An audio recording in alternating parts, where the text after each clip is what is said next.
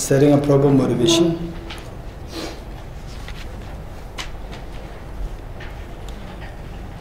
which consists of 3 parts.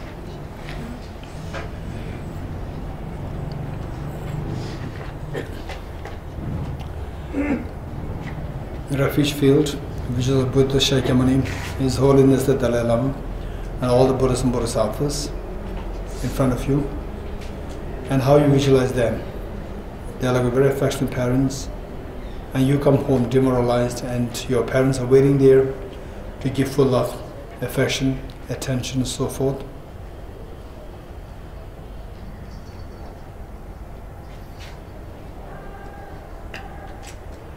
Bodhicitta field, visualize your 2 kind parents on the 2 sides,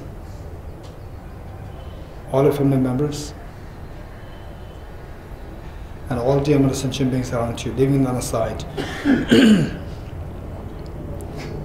And the purpose of this practice, purpose of this class, is to unravel the hidden treasure of enlightenment, hidden treasure of perfection that exists within each one of us, no matter who you are,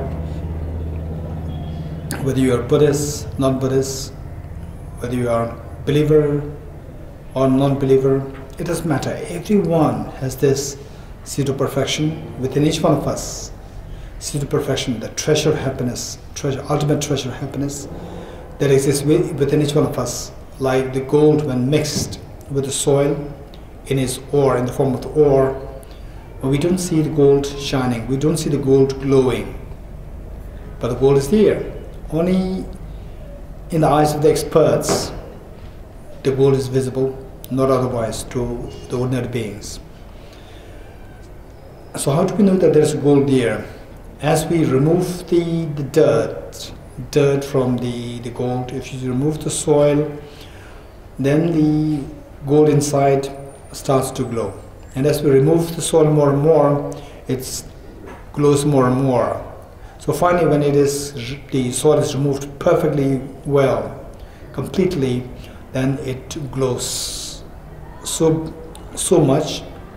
And then here you see that, yes indeed, the gold was present in the ore. Likewise, our mind, however dirty it may appear to be like, but it is no doubt, it is like the gold mixed with the soil of the metal dirts. So the purpose is to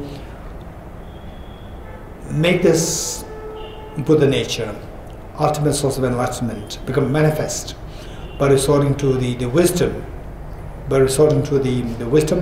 and driven by the force of the renunciation and bodhicitta, and imagining that all sentient beings, including 2 parents, they all join you in this journey of cleansing the mind and eventually become so self-sufficient, so enlightened that no external factors can affect us by no means. Okay, with that in mind, let's turn to page 2, and you are leading this and everyone is joining you. Enthused by great compassion, you taught the immaculate dharma to dispel all perverted views. To you, the Buddha Gautama, I pay homage. Enthused by great compassion, you taught the immaculate dharma to dispel all perverted views. To you, the Buddha Gautama, I pay homage. Enthused by great compassion, you taught the immaculate dharma to dispel all perverted views. To you, the Buddha Gautama, I pay homage. Independent origination, there is no ceasing, no rising, no annihilation, no permanence, no coming, no going, no separateness and no sameness. I prostrate to the consummate Buddha, the Supreme among all teachers, the one who taught this peace, which is free of elaborations. I prostrate to the mothers of the Buddhas and of the hearers and Bodhisattvas, who through the knowledge of all these hearers seeking pacification and complete peace, who through the knowledge of past causes those helping my greatest to achieve the aims of the world, and through the possession of omniscience, a subduer set forth the varieties set in all aspects. The one who has transformed into the reliable guide, motivated by altruism to benefit sentient beings. The teacher, Sugata and protector, to you I make prostrations. The one who has eliminated the web of conceptualizations and is endowed with the divine bodies of the vast and the profound, who eternally shines forth the forever noble light rays. To you, the Buddha, I make prostrations. Page 7. from the bottom. I go for refuge until I'm enlightened to the Buddha, the Dharma, the Sangha. By my accumulations in the practice of giving and so forth, may I become a Buddha to benefit all sentient beings. I go for refuge until I'm enlightened to the Buddha, the Dharma, the Sangha. By my accumulations of the practice of giving and so forth, may I become a Buddha to benefit all sentient beings. I go for refuge until I'm enlightened to the Buddha, the Dharma, the Sangha. By my accumulations of the practice of giving and so forth, may I become a Buddha to benefit all sentient beings. All phenomena arise from causes. The causes are taught by the Tathagata, the cessational causes as well as taught by the great seer. Om ye dharma hetu prabhava hetum desham tathagato yavatat desham chayo nirodham evam vati mahashramanaye svaha. Om ye dharma hetu prabhava hetum desham tathagato yavatat desham chayo nirodham evam vati mahashramanaye svaha. Om ye dharma hetu prabhava hetum desham tathagato yavatat desham chayo nirodham vati mahashramanaye svaha. Sanye joda soge chonamna chanjo bardo dani gyapsuch dage jinso gebe sonamge chola penjira sanye rubareishu. Sanye joda soge chonamna chanjo bardo dani gyapsuch dage jinso gebe sonamge chola penjira sanye rubareishu. Sangye joda soge chonamna chanjo bardo dane gyapsuch tola benjir sangye rubareishu. Okay, let's turn to page 15, the Heart Sutra.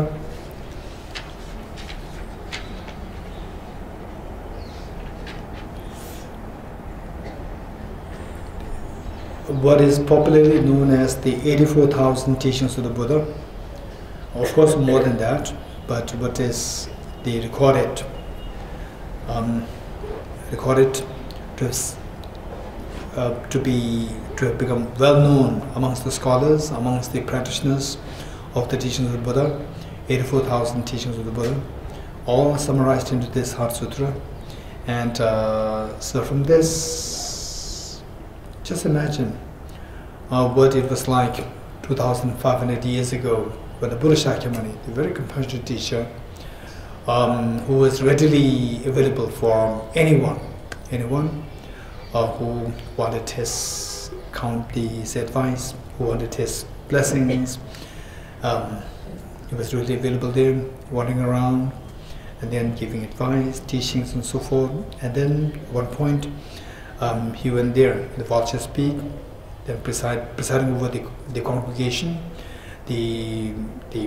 Amidst the monks, the nuns, the bodhisattvas from the various world systems, and then the great teacher Buddha Shakyamuni, he absorbed himself into samadhi, into the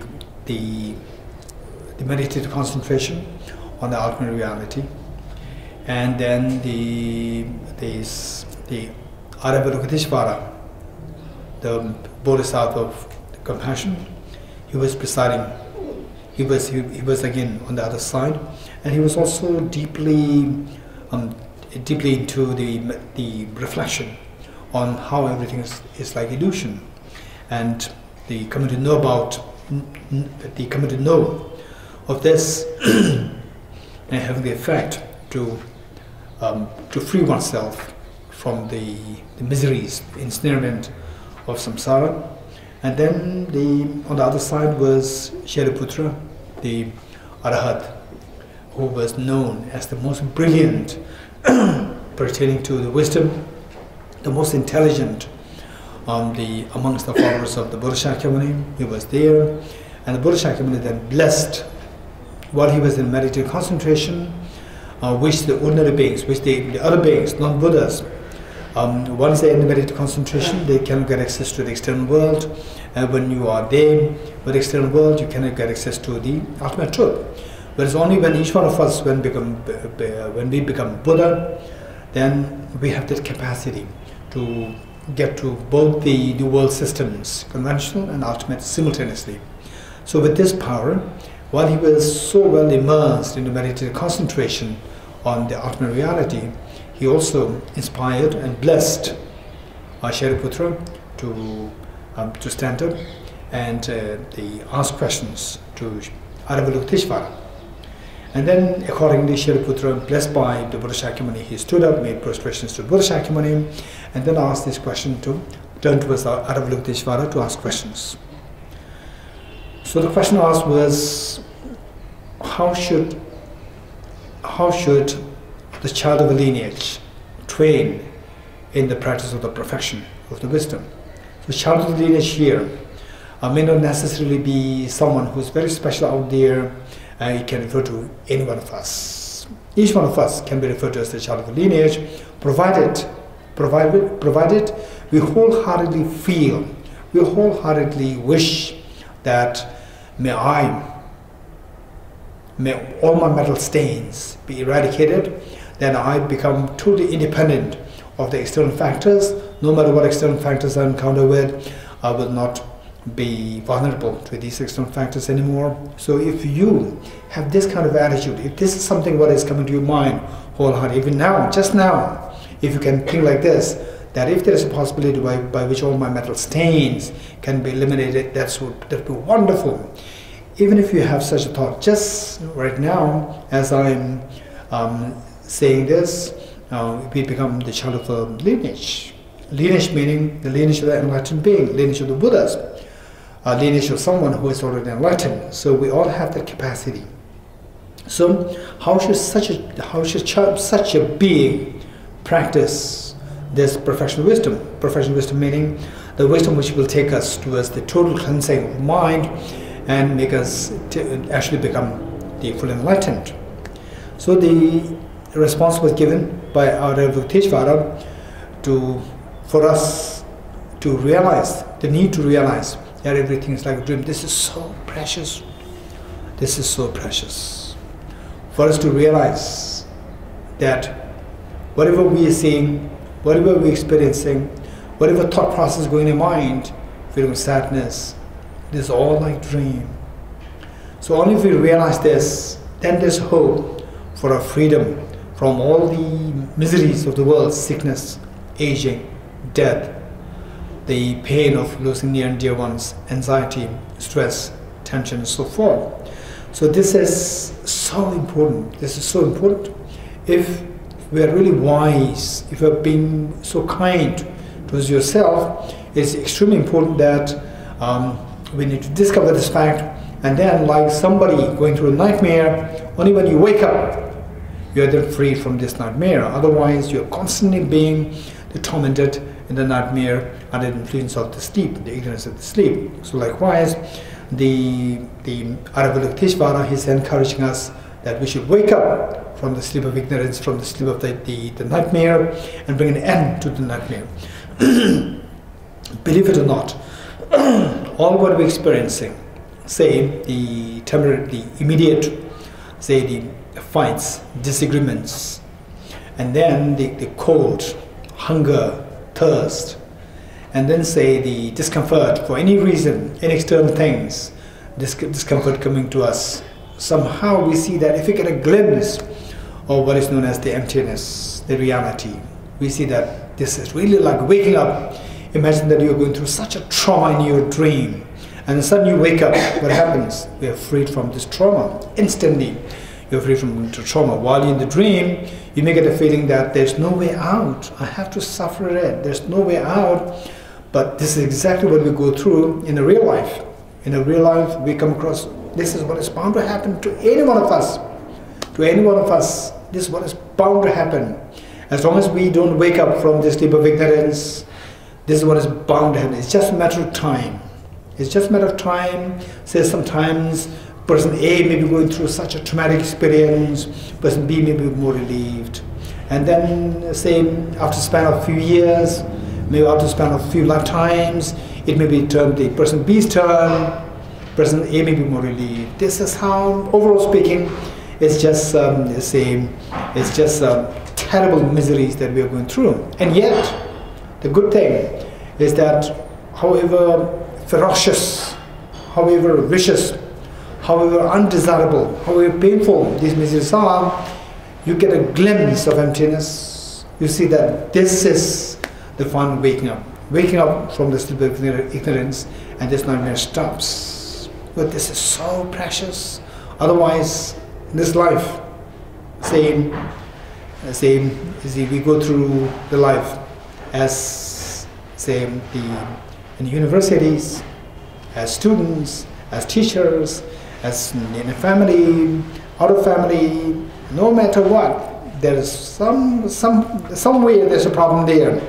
As long as we don't wake up, the problem is just self-perpetuation. It's going to be self-perpetuation. So for that matter, this is so important, just to get a glimpse of emptiness. So the point is, be kind towards yourself and be wisely kind towards yourself. Be kind towards yourself means give yourself the maximum happiness. Take yourself away from the miseries to the best you can.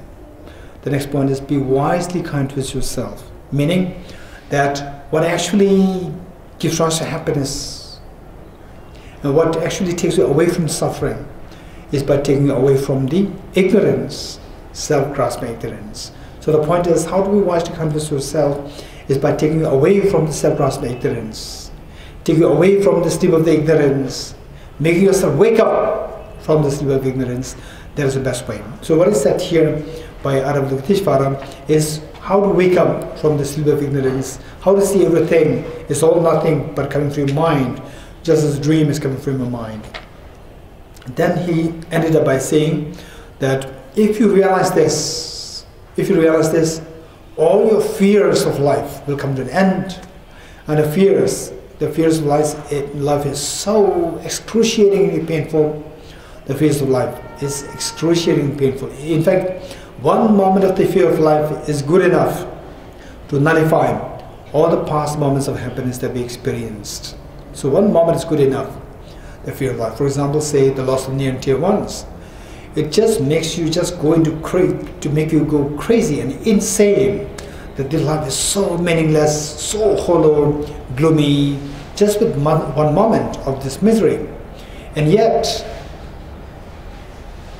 if we get to understand what Aryadeva is explaining here, to see that we are actually dreaming, then we are going to be freed from the dreams. When we are in the sleep, when we are in the dream, we don't know that we are dreaming, so we are under the force of the dream. The dream dictates whether you're going to be happy or unhappy. Only when you wake up, you realize that I was dreaming. When you're in dream, you don't realize that you're dreaming. You think that the dream is real, and then you're being simply the toast. You're being thrown into turbulence by the dreams. Whereas when you wake up, you see that it's just my dream. So this is such an incredible relief actually taught in the process of this dialogue between Aryadeva and Shariputra in front of the great, the enlightened, full awakened being, Buddha Shakyamuni as our teacher. Okay, so with this in mind, and we decided this one, this is so precious, and the beings who are associated with you, your near and dear ones, for example, so your own parents, your grandparents, great-grandparents, and people around you who they already left. For example, say our very dear friend, the Mithunji, and then Siringla. So just think of all of them, and let us give their share of this wisdom of emptiness. This is so precious. And meanwhile, also bring your parents and everyone in a visualization and let them get this share of this wisdom to wake themselves from this deep of ignorance, so that they reach to the high state of happiness, freed of miseries. Okay, with this in mind, let us wholeheartedly recite this page 15, Heart Sutra. I prostrate to the Arya tubal gem. Thus did I hear at one time that Bhagavan was dwelling on mass of Valchas mountain in Rajgriha, together with a great community of monks and a great community of bodhisattvas. At that time, the Bhagavan was absorbed in the concentration on the categories of phenomena called profound illumination. Also at that time, the Bodhisattva Mahasattva Aravadukatishvara looked upon the very practice of the profound illumination of wisdom and beheld those five aggregates also as empty of inherent nature. Then through the power of the Buddha, the Venerable Shariputra said this to the Bodhisattva Mahasattva Aravadukatishvara: how should any child of the lineage train who wishes to practice the activity of the profound perfection of wisdom? He said that, and the Bodhisattva Mahasattva Aravadukatishvara said this to the Venerable Shariputra: Shariputra, any son of the lineage or daughter of the lineage who wishes to practice the activity of the profound perfection of wisdom should look upon it like this, correctly and repeatedly, beholding those five aggregates also as empty of inherent nature. Form is empty, emptiness is form. Emptiness is not other than form, form is also not other than emptiness. In the same way, fading, discrimination, composite factors, and consciousness is empty. Shariputra, likewise, all phenomena are empty, without characteristic, unproduced, unceased, stainless, not without stain, not deficient, not fulfilled. Shariputra, therefore, in emptiness there is no form, no fading, no discrimination, no composite factors, no consciousness, no eye, no ear, no nose, no tongue, no body, no mind, no visual form, no sound, no odor, no taste, no object of touch, and no phenomenon. There is no I element and so on, up to and including no mind element and no mental consciousness element. There is no ignorance, no extinction of ignorance, and so on, up to and including no aging and death, and no extinction of aging and death. Similarly, there is no suffering, origination, cessation, path. There is no exalted wisdom, no attainment, and also no non-attainment. Shariputra, therefore, because there is no attainment, bodhisattvas rely on and dwell in the perfection of wisdom, the mind without obscuration, thus without fear. Having completely passed beyond error, they reach the end point of nirvana. All the Buddhas who dwell in the three times also manifestly completely awaken to unsurpassable, perfect, complete enlightenment in reliance on the perfection of wisdom.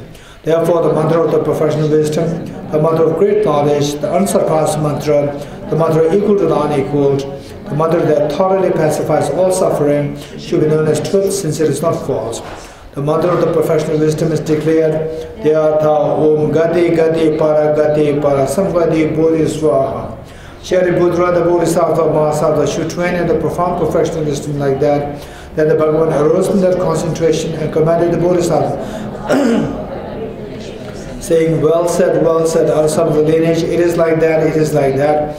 One should practice the profound perfection of wisdom just as you have indicated, even the Tathagatas rejoice. The Bhagavan having thus spoken, Venerable Shariputra, the Bodhisattva Mahasattva Aravadukatishvara, those surrounded in the entirety, along with the world of gods, humans, asuras and gandharvas, were overjoyed and highly praised as spoken by the Bhagavan. Okay, as to recite this mantra, just visualize that the Buddha Shakyamuni so affectionately exalts us thus: don't remain in the fears of samsara, come to his ultimate happiness. And you hearing this melodious voice of Buddha Shakyamuni will inspire your two parents, all family members, and all sentient beings, informing them that, look, this is what a compassionate teacher Buddha Shakyamuni is exhorting us. Let us not stay in these tears and the fears of samsara anymore. Let us go towards the ultimate happiness by traversing along this path, Gade Gate, Para Gate, Para Samgate, Bodhiswaha, by cleansing the mind from the very basic state to the state of the highest purification, which is enlightenment, where your mind becomes so pure like that as that of the sun, and having the capacity to illuminate every single atom of the universe, and that you are not going to be obscured by any other external factors anymore. So that there's a point when you are totally freed of any external miseries, you are freed of all miseries, and that you are able to dispel the darkness of the miseries of other sentient beings. So with that in mind, and everyone hearing what you are saying, they also happily join you, and you are leading this.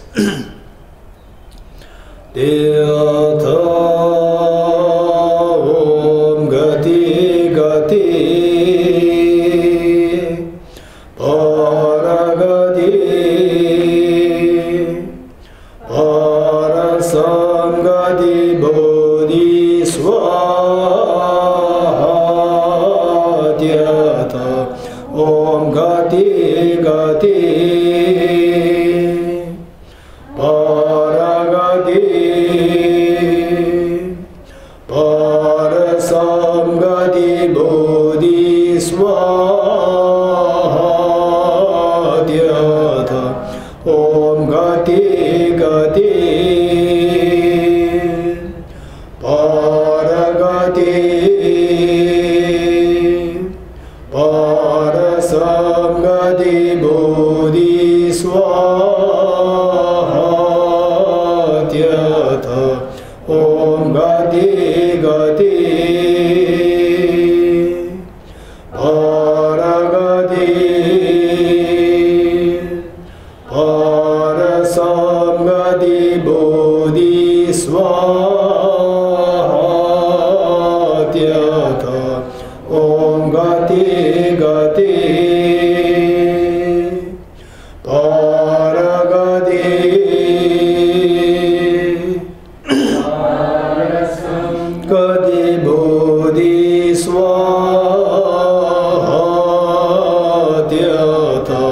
Om Gati Gati Paragati Parasangati Bodhi Swadhyata Om Gati Gati Paragati Parasangati Bodhi Swadhyata.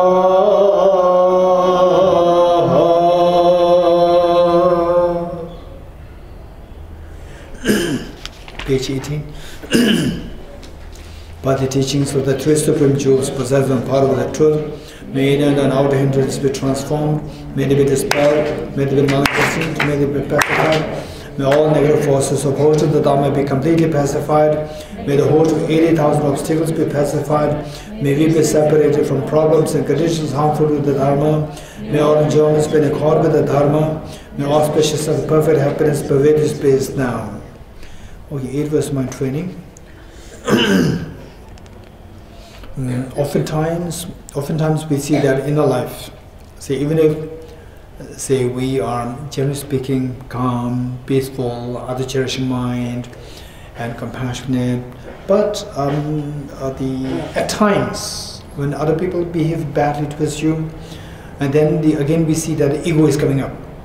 Generally speaking, you may not be egoistic, but at times it does come up.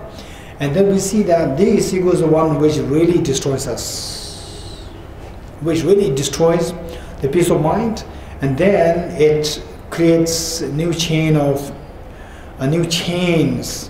of the problems, mental disturbance, and then eventually creating negative karmas, and then eventually they're throwing us into all forms of miseries. So the ego somehow is the one which destroys us.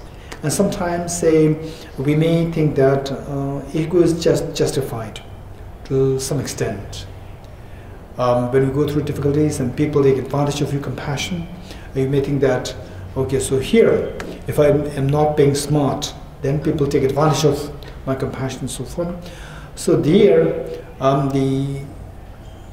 it's a very clear thing. It's very clear that we fail to identify the power of compassion, the power of the skillfulness of the self-confidence. This is so important.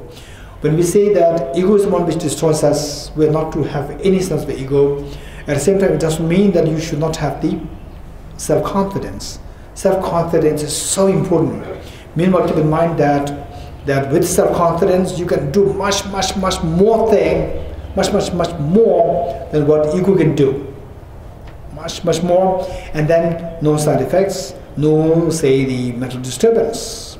Whereas the ego, while temporarily it gives you some form of, say, the relief, some form of false confidence, but in actuality it destroys you completely, and all the room for your happiness, compassion, is simply destroyed. They destroy it. So 8 verses mind training, this is specifically to curb the ego and to boost our self-confidence. This is so important, and it's so important that when we go through difficulties, oftentimes, okay, I personally say I'm being very fortunate to have met with all these greatly enlightened teachers. I'm very fortunate. So from that point of view, I don't know whether when I go through difficulties, will I ever have a sense of self-hate? I'm not too sure. But whereas if I did not meet with all my great teachers, all these enlightened teachers, very likely I can easily end up in the deep depression, or say a sense of tremendous, excruciating self-hate. This is what is bound to happen when I'm challenged with acute difficulties. So likewise, with this tremendous self-hate and tremendous pain, and something which we think that we cannot really evade the pains, then people even tend to commit suicide. So the point is that finally, in all these cases, what really works to make it so active for one to go to such extent of experiencing unbearable pains is all because of the ego. So this is so destructive. So if we really want to hate someone, if we really want to hate someone, if we really want to blame someone, we should blame the ego, self-referential ego within us. Just believe it or not, just try to get rid of this.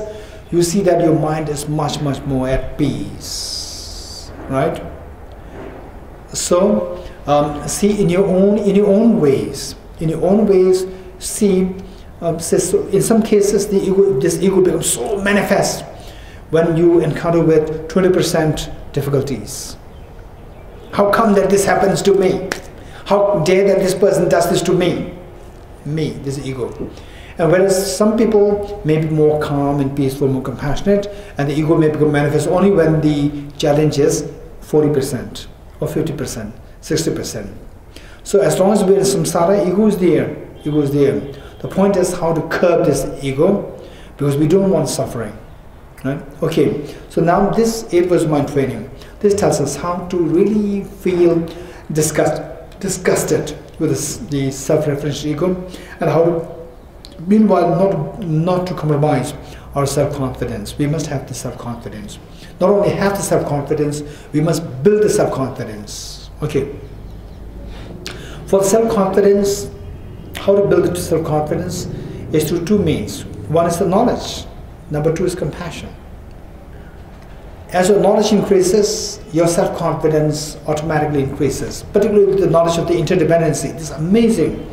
Knowledge of interdependency, the more you gain deeper conviction in the knowledge of interdependency, that this is because of this is because of that, this is because of that, like this, and this is because of the mutuality of dependence, then the confidence becomes so strong. You don't have to submit yourself to ego.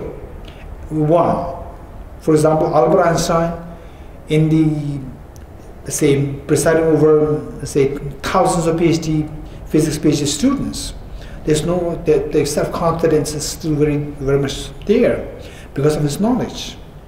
And then the other factor which can give us self-confidence is the unconditional love. Say the mother of the child age 5, 6 or 7, 8, and even say like 10. Child age 10, and if the child has difficulty with another child, the neighbor's child, a child from the neighbor, say another 10 years old or 15 years old, we see that the two will fight. Two will not surrender to each other. Two will not. They will express their weakness. They will express the weakness in the form of the fighting. Whereas the mother of the child who is, say, the child who is 10 years old, and the mother, even if the child fights with the mother will not fight with the child. If the mother fights with the child, the mother is also a child. Mother will not fight with the child. Instead, the mother will embrace the child with tremendous confidence.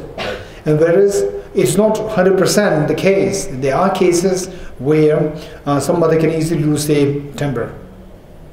Generally speaking, no. We'll have a tremendous understanding, and particularly we'll see if this is how the child does to the mother, how can I expect the child doing good to other people? So that way the child will suffer so much because of the other people disliking the child. So seeing that, the mother would embrace the child even more. Okay, so this is what makes us the feeling of unconditional love towards others. The more you enhance a part of your compassion, the more you will see others as your own children. The more you see others as your children, this confidence within you, the self-confidence in you will become so profound. Okay, so with this self-confidence, all the good things can arise out of that. So it is like the seed of the wonderful fruits, whereas the ego is the seed to grow to all the poisonous fruits. So knowing that, we aspire for happiness, not wanting the poisonous, the miseries. So our job is to curb the ego and to boost our self-confidence. So this was meant to end. This is a very powerful practice, and His Holiness the Dalai Lama, I remember him saying that this is the one which he says every day. So after knowing that His Holiness is saying this every day as a part of his practice, I also started to say this every day. So this is a very powerful practice indeed. Okay. With the determination to achieve the highest aim, for the benefit of all sentient beings, which surpasses even the wish-fulfilling gem, may I hold them dear at all times. Whenever I interact with someone, may I view myself as the lowest amongst all, and from the very depths of my heart respectfully hold others as superior.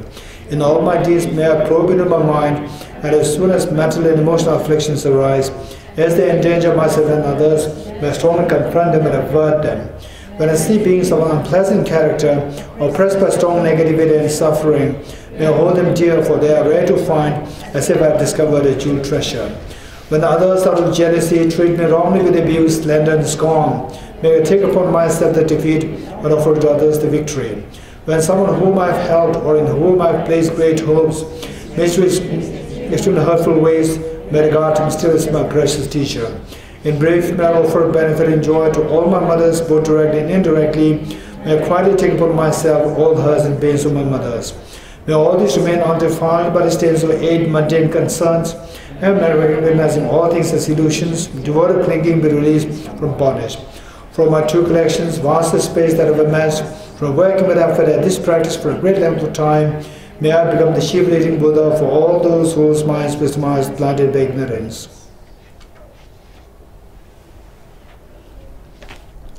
Okay, so for the meditation we will do that during the second session. We'll quickly, in fact, one thing we're doing is that at 4:30 we're going to have undertaking the aspiration Bodhisattva vow, and then it doesn't have although we speak about a vow, it doesn't have the connotation of, oh, it must be very serious. You don't worry about that. It is just to make a commitment that to the best I can, I'll be kind towards others, and at least I will not harm others. So this much, if you can commit, is good enough. It is not necessary that, oh, from today onwards I'll never become angry. No, this is not the commitment. You can become angry sometimes. Okay, the point is that to the best I can, I'll be kind towards others. To the best I can, I will not harm others. So this is what is required as a part of the commitment for this taking the aspiration Bodhisattva vow, which is so precious, so precious. And if you think, okay, let me add on to this later on during the second session. So the meditation will go as a part of the second session. So today, in fact, instead of going through the 400 verses, okay, so in this book, just check where is the rain shower of feeds. Anyone who can track it?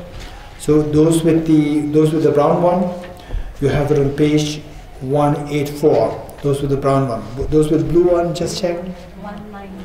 191. Those with the blue book, 191. Those with brown is 184. Okay, those who do not have any books, just raise your hands. Raise your hands. Those raise your hands. Those who do not have the book. Okay, the brown one 184 and the blue one 191. Okay. This is this is Rain Shower Feeds, A Song of the Four Mindfulnesses, as a guide to the middle way, the middle view of the middle way, written, authored by His Holiness the 7th Dalai Lama, and 7th Dalai Lama was actually known for his, particularly for his practice, Dharma practice, more than the political involvement. He was so fully driven towards the Dharma practice. Okay, sometimes the people who are more inclined towards politics, the political side, but the political angle of the Tibet, people may not be too happy with him because he was the leader, political head, the state, the spiritual, and the political head, temporal head, but he was more driven towards the practice rather than the politics. Okay, so if you read his composition, we see that it was all coming from his experience, extremely profound experience. Not to say that, not just revering him by saying, oh, he's the Dalai Lama. Not from that point of view. As a practitioner, just read this, and then each one of us, having gone through one's own journey of the spiritual path, say the renunciation, bodhicitta, wisdom, emptiness, and so forth, and then say how complicated these practices are, the reflection, the study, reflection, meditation, how complicated they are, and even to get, say, the flavor of what is impermanence, to really feel something, and let alone that everything is like illusion, the emptiness experience. So but then with that amount of your own experience, how difficult the experience of the difficulty of these practices, then you go through these writings, you see that they are all coming from his very profound experience. Okay, so this is what I'd like to share with you. It's very short and at the same time extremely beneficial in our day-to-day practice. So whether we want to do it, say this stanza, say these verses every day, that's up to the individual. And the point is that we need something. So finally, the point is whether you are Buddhist or non-Buddhist, whether you're a believer or non-believer, it doesn't matter. The point is that try to extract the greatest meaning out of your life. Try to extract the greatest meaning out of your life. So what matters the most? What is most meaningful to your life? We have a tremendous mind, very powerful mind having the capacity to go into the nuances of quantum physics, relativity theory, neuroscience, and so forth. And so this is the amount of the energy, the capacity that our mind has. So with this, why not we try to explore our mind to its full capacity, the potential. If we read this, then we see that there's a meaning there. Okay, so for this, I'd like to make it very quick, because in half an hour we're going to start the next session. Okay. This is not rain shower feeds. Rain shower feeds meaning that if you practice this, it doesn't matter what religion that you're following, it doesn't matter. If you can practice this, then it will give you a shower of the feeds, shower of the benefits. In what way? In ways of unraveling the ultimate potential that each one of us has, this potential to become so independent of external factors, where we were totally freed from the vulnerabilities of the external factors. When they say the temperature is should be dipping down, like 15, 14, 12, and then maybe sometimes it may go, in Delhi, it may go down to what? Minimum, what's the minimum temperature, anyone? 3, 4, right? So there is terribly cold, we feel so cold. And again, the people coming to Tibet house is going to be less. Then summer starts. Summer is so cold. No, I cannot go to Tibet, it's so cold. Then summer starts. March, April, it becomes hotter, and then it shoots to 40, 41, 2, 3, 4, 5, 6. Again, the people coming to Tibet are going less. So which means that we are so vulnerable. We are so vulnerable to the external factors. One. And then worse than the external factors, even the words. One word from another person, even that has tremendous power to disturb us, to make us, to make us feel totally worthless, meaningless, and so forth. Sometimes you're a stupid guy. This is good enough. This word is good enough to just to make your whole day meaningless. You go there, you become so angry, you shout at your mother, you shout at everyone that this is what this person said to me. This is how weak we are. We are so weak just by one word. One word is good enough. Sometimes even that direct word is not required. Other person unintentionally says something and you interpret it another way. Wow, it's amazing. Wow, it's amazing. Well, okay, so these are nothing. So there we were so strong, we were so angry, and then we get the impression that I'm so strong. No, this is weakness. What made you behave like this? Just one word. One word is like a magnet. It's simply decided whether you're peaceful or unhappy, right? So one word decided. So we think that I'm becoming so strong, I like to fight with this person. And who gave you this strength, this anger? When you're angry, are you happy? Nobody's happy. Nobody said, today I'm excited, I'll become angry today. Nobody will say this. Which means that this anger destroys you and you don't know this. This anger is bullying you. This anger is giving you a facade that is guarding you. In actuality, it's bullying us. It's bullying us. And what made this anger to arise? Just one word. One word is good enough. For us, this is how weak we are. We are so weak. We're easily affected by external factors. Okay, so with this in mind, why should we be weak? Why should we be weak? Just get out of this weakness. Free yourself from the vulnerabilities. How to do that is by means of the 4 mindfulnesses. It's amazingly powerful thing. So I personally, of course, somehow say the practitioners, whether directly they use these stanzas or not, somehow all the meanings, they're always intact in what they're doing.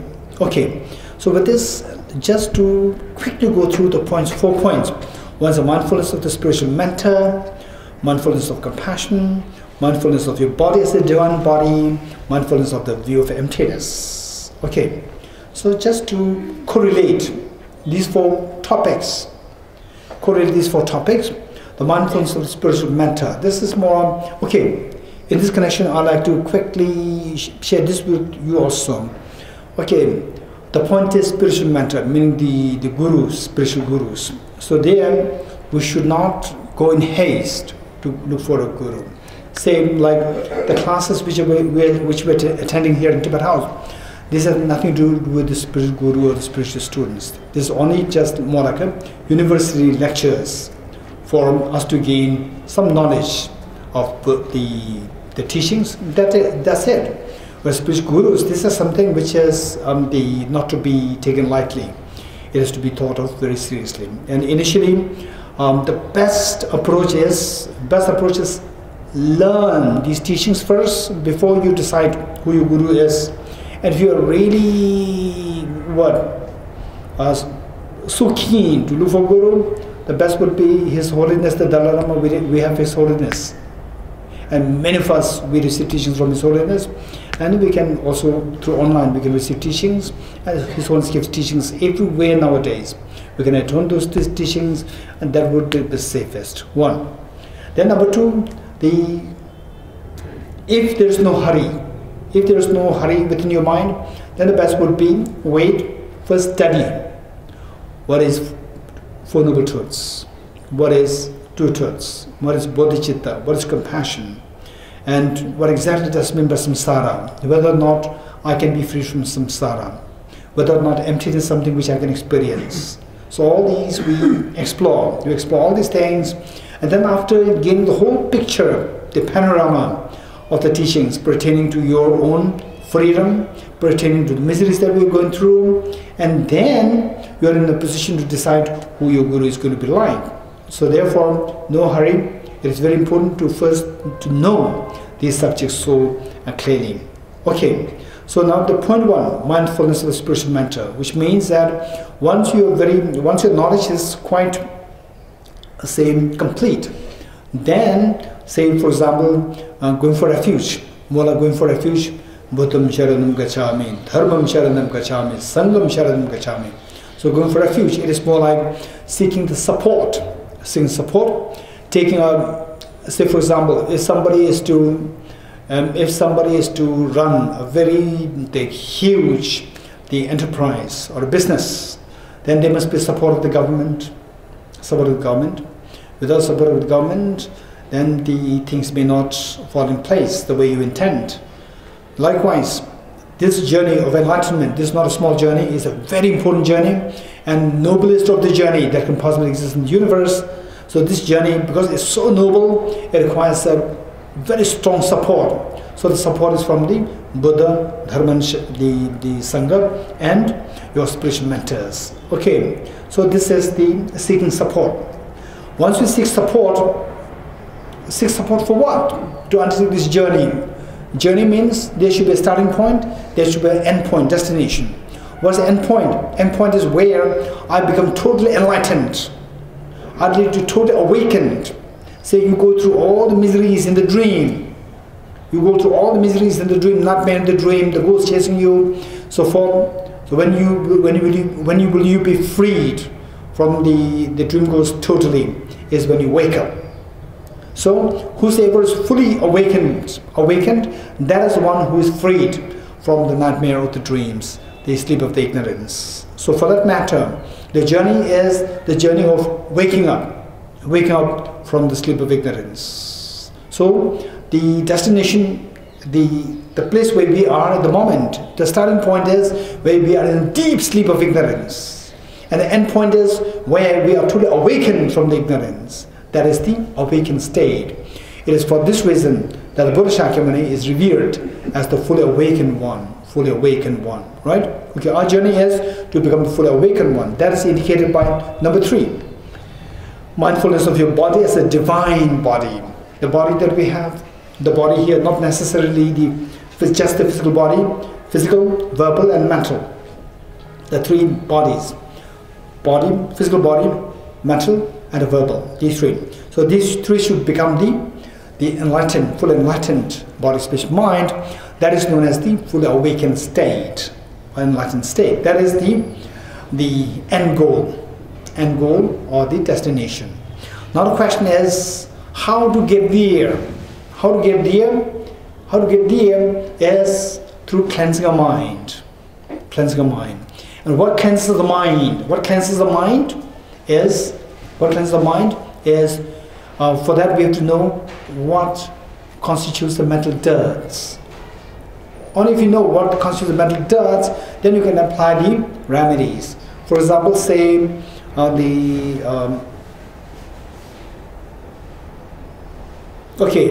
if it is on white paper, if it is the pencil marked, there's a pencil stain there, you apply the detergent, it will not work. You have to use the rubber. Whereas if it is the oil there with rubber, it will not work. You have to put the detergent. So to know what kind of the detergent to apply, we have to know the nature of the defilements. And the defilements are all rated, when you explore the nature of the defilements, we see that defilements, they are somehow rooted to the ignorance and the stains of the ignorance. Ignorance and the stains of ignorance. So, because the defilements are rooted to ignorance and stains of ignorance, the remedy to be applied should be the counterforce of this. Counterforce of ignorance. And the counterforce of ignorance is the wisdom. So the wisdom has to be applied. For that matter, we have number 4, the mindfulness of the view of emptiness. This is wisdom. Now this wisdom, it becomes like a very sharp axe to cut the poisonous tree. Sharp axe to cut the poisonous tree, but if the axe lies there and the woodcutter is not at all without any enthusiasm, woodcutter does not have any enthusiasm to cut the wood. It's just sitting there, lying there, and chop, just hit it once and again sit there. Then this will never, your task of cutting the poisonous root, the poisonous tree, will never happen. So what should we do? We need a very strong determination. So that determination is number 2, mindfulness of compassion. That compassion should be the determination to use this wisdom, to undertake this journey from the state of the total ignorance and the nightmare to the state of total awakening, which is Buddhahood. For that matter, we need the greatest support, which is with the help of the spiritual mentor. Okay, so this is the basic, the framework of what we're doing here. And this is a very comprehensive text, very short, but very comprehensive. Okay, first let's quickly read this. Mindfulness of the spiritual mentor. Okay, I'll read this for you. On the unwavering question of the union of method and wisdom, says the kind Lama, who is the nature of all protectors, there's a Buddha in the state of the culmination, realization, cessations. Beseech him in the light of admiration by casting away critical thoughts. Don't let your mind go astray, but place it with admiration and reverence. Do not lose mindfulness, hold it with admiration and reverence. Okay, so what it says on the unwavering question of union of method and wisdom, which means that, say, when we speak about Buddham Sharanam Gacchami, someone who's the full enlightened, the mentor as a full enlightened being, Buddham Sharanam Gacchami. So this state of the enlightenment is the result of the method and the wisdom. The wisdom meaning wisdom emptiness, and the method meaning, say, the compassion, bodhicitta, generosity, and so forth. All these practices. So with these practice, with union, then what happens? The manifestation of enlightenment, says the kind Lama, who is the nature of all protectors. There's a Buddha in the state of the culmination, realization and cessation. Realization meaning realization of realization of ultimate truth, and the cessation of all the material defilements. So beseech her in the light of admiration by casting away critical thoughts. Don't let your mind go astray, but place it with admiration and reverence. Do not lose your mindfulness, hold it with admiration and reverence. Okay, the next one is the compassion, which should be the driving force. In unending samsara, the prison of suffering, wandering sentient beings of the 6 realms, bereft of happiness, they are your parents who reared you with affectionate kindness. Meditate on compassion and affection by relinquishing attachment and aversion. Don't let your mind go astray, but place it with the compassion. Do not losing your mindfulness, hold it with the compassion. So the compassion not just towards your children, towards your near and dear ones, but towards all sentient beings. So for that matter, we're not to force ourselves. In fact, the point is that when you are at home, when your workplace, where your boss may not be so kind with you, and you just go there and it's like so taxing, and saying it's just the time simply stretches. Time does not 9 to 5 hours, 9 to 5 is like say 20 hours, right? It never finishes. When the colleagues may not be so kind with you, when your boss may not be so kind with you, and then when you reach home, When you reach home, your family members are there, they're so affectionate, loving towards you. Instantly you feel that you are freed from the prison. You could feel that. Okay, this is because at home you get the love and affection. At the workplace you may not be getting love and affection. In some people, it may be the opposite. At home you may not be getting love and affection. At workplace you may get, we never know, right? But generally speaking, that's we get love and affection from your homes, right? Okay, so there, why we feel that when you get home, when you reach home, you feel such a relaxation and freedom. Why? Because of the love and affection that you feel. And if your love and affection spreads towards everyone, not only towards your family members, but towards all towards all sentient beings, what is the kind of happiness that you get? It's just infinite, and everybody aspires to acquire that. So to be wise, to be wisely compassionate, loving and kind towards yourself, the best is to cultivate this unconditional love towards others. It's amazing. And the next question is how to cultivate this. Not by forcing, not by force, but through these two specific methods. Sevenfold cause-effect method and the method of equalizing exchanges of others. These two methods, they are so powerful. First we need to gain conviction. Conviction that this is what I have to cultivate, and this can be cultivated. If I cultivate this, then my happiness will see no bound. It's going to be boundless. And this is what I'm seeking. And this is something which I can actually accomplish. So this conviction you must get. So this you will get through the method of the two methods to cultivate unconditional love. The sevenfold cause-effect method and the method of equalizing exchanges of others. Okay, so with this, what is mentioned here, stanza 2, is pertaining to the sevenfold cause-effect method. It says, in an unending samsara, a prison of suffering, one of the sentient beings of the six realms, bereft of happiness, they are your parents who reared you with affectionate kindness, meditative compassion and affection by relinquishing attachment towards some and aversion towards others. Don't let your mind go astray, but place it with compassion. To not losing mindfulness, hold it with compassion. Okay, now the number 3 is the divine body. Divine body meaning, what is the ultimate state which we seek to achieve? What is the greatest meaning of life? When we achieve this goal, by following this journey, gati, gati, paragati, parasamgati, bodhi swaha. So this final destination. The final destination is where you become totally free of all the vulnerabilities, of all external factors, that your peace of mind is never stirred by any external factors. When that happens, you have achieved what is known as a divine body. So it says, mindfulness of your body as a divine body. In the celestial mansion of great bliss, joys to sustain, there exists the divine form of your body. Celestial mansion of great bliss, meaning that, say, our mind, the true nature of mind, when it becomes manifest, then it is of the nature of the infinite bliss and infinite wisdom. Infinite bliss and infinite wisdom. When these two are combined, the wisdom will see what you should be doing, and this bliss will keep you working without any tiredness. Okay.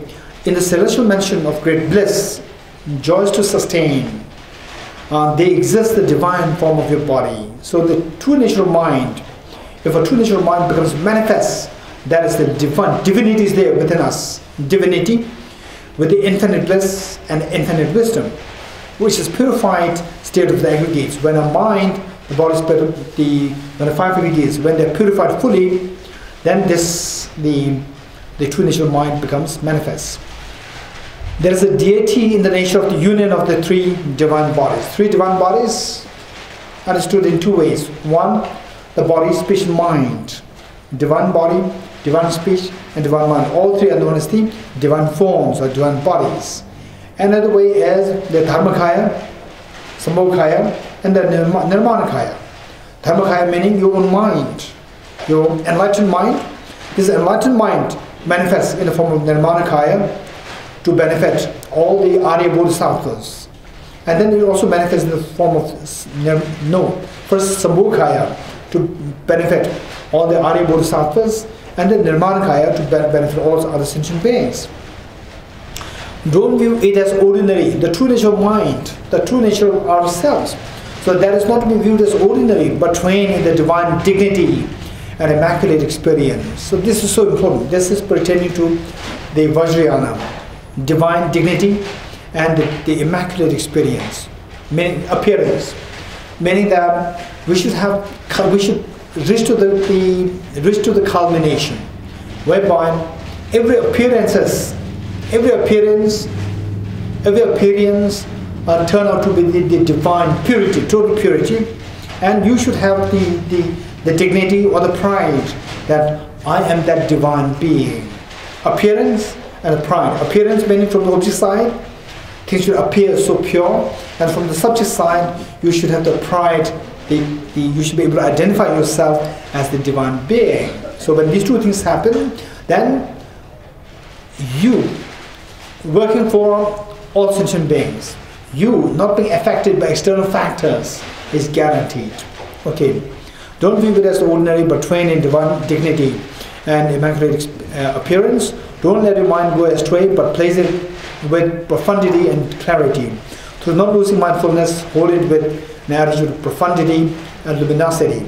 Profundity meaning seeing that the beings, yourself, and the whole universe, they are the empty of true existence. Profound luminosity. But from this emptiness arises the luminous nature, the purity nature of all phenomena. Then finally the view, the mindfulness of the view of emptiness. So you see that finally we have to wake up. We have to wake up and know that this dream is just empty of reality. When you wake up, you have the nightmare in the dream, say struggling with the ghost, dream ghost. You wake up, you realize that dream ghost is empty of being a real ghost. Emptiness. Dream ghost is empty of being a real ghost. Likewise, we have to wake up to see that everything is empty of objective existence. So this realization, this waking up, for that matter, we should have what is known as the experience of the emptiness in two ways. Emptiness two ways. One is known as space-like emptiness, and the other one is illusion-like emptiness. Space-like emptiness and illusion-like emptiness. Okay, first what we need to do is we have to go into the space-like emptiness, meaning that we have to see the emptiness side. Okay, one side is the emptiness of independent existence. When you say emptiness of independent existence, it means existence by dependence. One is emptiness of independent existence. Number one is existence by dependence. So first one is emptiness, and the other side is the dependent origination. Two.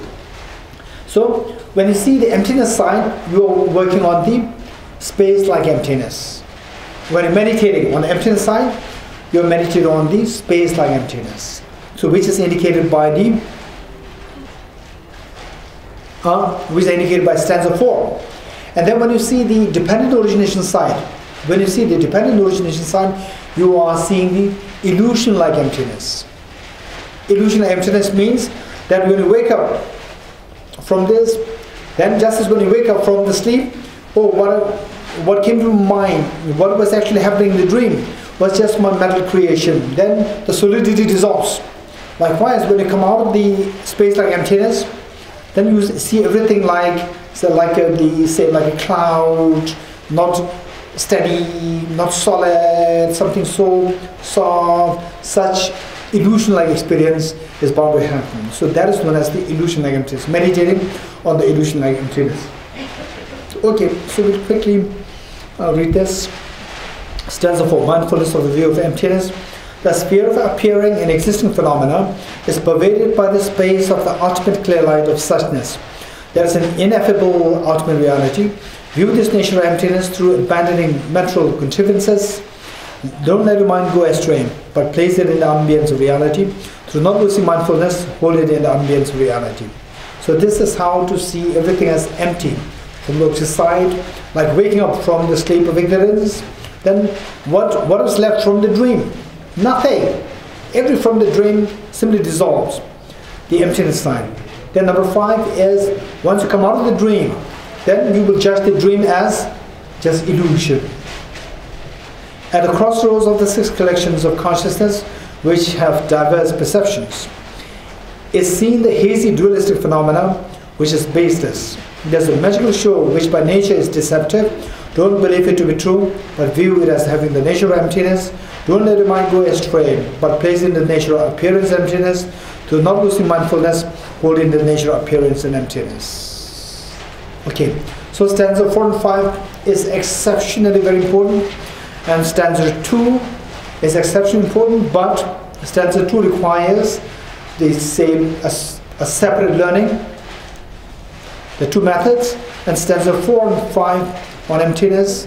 We really need to learn first of all sharpen your say the faculty of intelligence, and then try to explore what constitutes the reality. Only when you wake up from the dream, then you see the reality of the dream. In the dream, when you're in the dream, you cannot see the reality of the dream. The reality of the dream is what? That the dream is not true. In the dream, you see the dream as true. When you see the reality of the dream, only when you wake up. Only when you wake up, you realize that the dream is not true. Okay, so for that matter, this is not something that will come to us so easily. But with effort, it will 100% come to us. If you don't put effort, if you think that, oh, this is difficult, then it will never come to us. With effort, it's not that somebody is more intelligent, somebody is less intelligent. Of course, intelligence does make the difference, but I would guarantee that anybody who put effort in this will surely see emptiness. The point is, we need to put effort. Okay, for that, what kind of effort? Effort in study, effort in reflection, effort in meditation. For you have a spontaneous experience of emptiness, we need to have the meditation. For have the meditation, we need to have the conviction. Conviction must be gained through the reflection. To gain the reflection, we need to have materials to reflect on, and the materials will be provided to us by the extensive learning. So therefore, extensive learning, reflection, meditation, if one puts effort without underestimating your own potential, if one puts effort without underestimating your own potential in these 3 things, study, reflection, meditation, 100%, everybody will surely get what emptiness is. You will wake up, you will see the space like emptiness. Once you see the space like emptiness, you will come out of this, you will see the illusion like emptiness. Seeing the illusion emptiness, then the gate happens. Gate, paragate, parasamgate, bodhisvaha. The mental cleansing can happen. Then eventually you will reach to the divine body. You can embrace the divine body. Okay, we'll stop here. And